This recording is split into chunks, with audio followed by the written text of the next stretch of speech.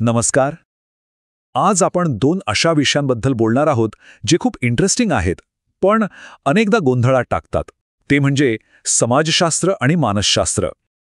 हे दोन्ही विषय मानवी वर्तनाचा अभ्यास करतात, पण गंमत म्हणजे त्यांची जग पाहण्याची दृष्टी अगदी वेगळी आहे.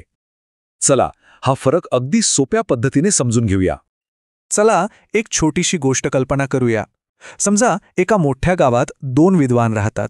दोघांचाही अभ्यास विषय एकच आहे, मानवीय वर्तन. पण तरीही त्यांची बघण्याची पद्धत, त्यांचे निष्कर्ष, सगळं काही पूर्णपणे वेगळं आहे. असं कसं काय शक्य आहे? ते जगाकडे नेमकं कोणत्या नजरेने पाहतात? आपल्या गोष्टीतला पहिला विद्वान आहे समाजशास्त्रज्ञ. आता त्याचा दृष्टिकोन समजून घेण्यासाठी आपण एक मस्त आयडिया वापरूया. समजा त्याच्याकडे एक ड्रोन कॅमेरा आहे आणि तो त्या ड्रोनने संपूर्ण समाजावर वरून नजर ठेवतोय. पण समाजशास्त्र म्हणजे नेमकं काय? सोप्या भाषेत सांगायचं तर हा मानवी समाजाच्या रचनेचा, त्यातल्या संवादाचा आणि वेगवेगळ्या संस्था कशा काम करतात याचा अभ्यास आहे. इथे लक्ष एका व्यक्तीवर नाही, तर पूर्ण समाजावर म्हणजे बिग पिक्चरवर असतं. तो समाजशास्त्रज्ञ काय विचार करतो माहितीये? तो म्हणतो, मला संपूर्ण समाजाचं मोठं चित्र म्हणजे द बिगर पिक्चर समजून घ्यायचंय. मला हे जाणून घ्यायचंय की कुटुंब, धर्म, शिक्षण, जात आणि वर्ग यांसारख्या मोठ्या संस्था एकमेकांशी कशा जोडलेल्या आहेत आणि त्या समाजावर कसा परिणाम करतात. म्हणजे बघा, या मोठ्या चित्रात त्याला काय काय दिसतं? कुटुंबाची रचना कशी बदलतीये, शिक्षण व्यवस्थेचा समाजावर काय परिणाम होतोय, धर्म आणि जातीव्यवस्थेसारख्या मोठ्या संरचना कशा काम करतात. थोडक्यात त्याचा दृष्टिकोन हा नेहमीच व्यापक असतो. आणि म्हणूनच ही ड्रोनची उपमा अगदी परफेक्ट बसते.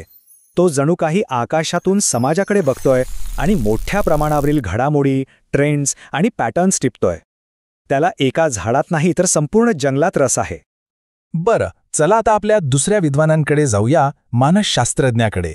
आता जर समाजशास्त्रज्ञाकडे ड्रोन असेल, तर याच्याकडे आहे एक शक्तिशाली सूक्ष्मदर्शक, एक मायक्रोस्कोप, जो मनाच्या आत डोकावून पाहतो.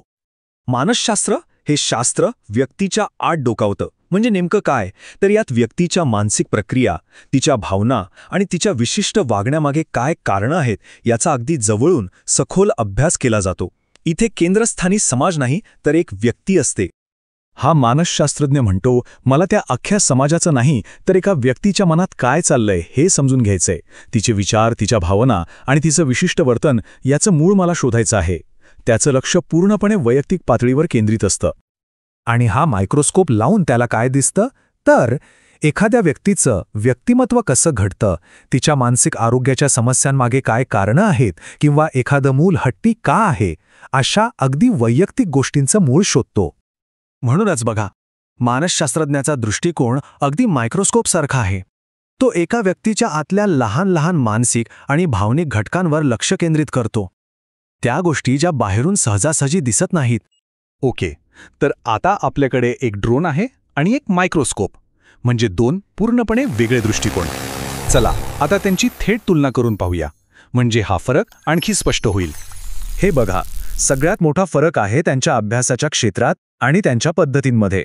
समाजशास्त्र संपूर्ण समाजाचा अभ्यास करण्यासाठी सर्वेक्षण आणि मुलाखतींसारख्या पद्धती वापरतं, तर मानसशास्त्र एका व्यक्तीचा मनाचा अभ्यास प्रयोग आणि समुपदेशनाने करतं. एक उदाहरण घेऊया, म्हणजे सगळं अगदी क्रिस्टल क्लिअर होईल. समजा विषय आहे कुटुंब. समाजशास्त्रज्ञ अभ्यास करेल की विभक्त कुटुंब पद्धतीचा एकूण समाजावर काय परिणाम होतो. या उलट मानसशास्त्रज्ञ अभ्यास करेल की कुटुंबातील नातेसंबंधांचा एका मुलाच्या मानसिक आरोग्यावर काय परिणाम होतो. पाहिलंत, विषय एकच, पण दृष्टिकोन पूर्णपणे वेगळा.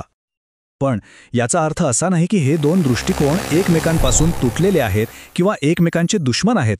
उलट, खरं तर मानवी जगाचं संपूर्ण चित्र पाहण्यासाठी आपल्याला या दोन्हींची, ड्रोन आणि सूक्ष्मदर्शक, या दोघांचीही गरज आहे. आणि इथेच सगळ्यात महत्त्वाचा मुद्दा येतो की दोन शास्त्र वेगळी असली तरी ती एकमेकांना पूरक आहेत. एक दुसऱ्याशिवाय अपूर्ण आहे. जर मानवी जग पूर्णपणे समजून घ्यायचं असेल तर ती एकमेकांवर अवलंबून आहेत.